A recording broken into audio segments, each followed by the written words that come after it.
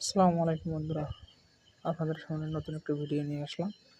এটা হচ্ছে আপনাদের খুলনার উপকূল অঞ্চলে, মানে খুলনার উপকূল অঞ্চলগুলো মানুষ যে কত কষ্ট করে বসবাস করে তারাই জানে। যে আমি একটি বাড়ি যাচ্ছি, তাদের যোগাযোগের রাস্তা অব্দি পর্যন্ত নাই। তাদের বর্ষাকালে অনেক জীবন ঝুঁকিপূর্ণতা অবস্থা।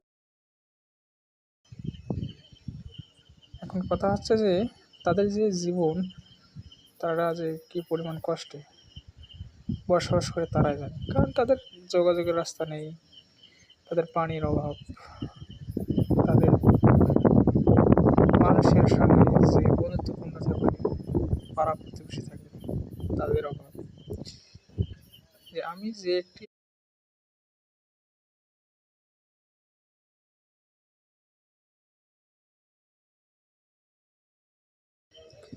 তাদের বাসা থেকে তাদের বাজার আছে 2 থেকে 2.5 কিলো, যেখানে যাইতে তাদের হেঁটে যাইতেই প্রায়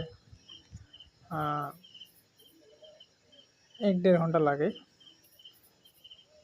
তারা সপ্তাহে একদিন বাজার করে। তাদের মূল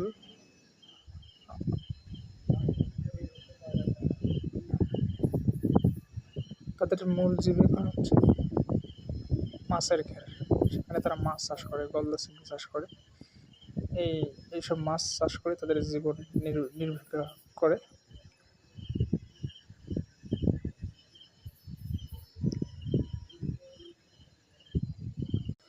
চারিদিকে ঘের, মাঝখানে তাদের বাড়ি। কত যে কষ্ট আছে শুধু তারাই জানে। আর আমরা অনেকেই সুখে থেকেও হতাশতা বৃদ্ধি করি। যাক, যার যার জীবন সেই বুঝে পরিস্থিতি।